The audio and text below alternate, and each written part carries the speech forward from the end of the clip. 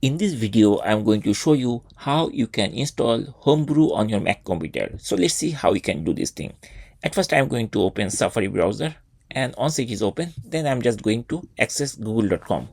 And now start typing Homebrew over here. And we have to search by this keyword. And here we see homebrew.sh is there. Just click over there to open Homebrew. And here you will see the Homebrew website is their official website, this one. And there is a line installation Homebrew. So next to the line there is online, which is the actual command to install Homebrew on our Mac. So what you need to do, we just need to click this icon so that it can be copied easily. Otherwise you can manually copy from here. Now minimize this window and then start searching from here the Spotlight search to open the terminal application. Just click over the Spotlight search and very shortly it will be open like this. Now start typing terminal over there and you will see terminal window is there. Not terminal window, terminal application is there.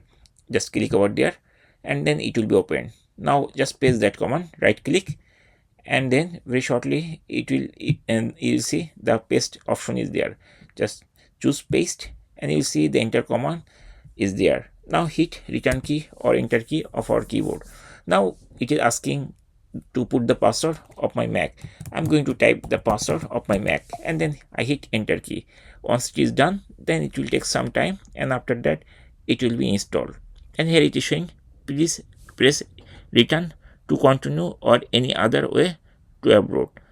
So now it is trying to install. And once it is installed, then you will find this top message, that means the Homebrew is installed. And that's it. In this way we can easily install Homebrew on our Mac computer.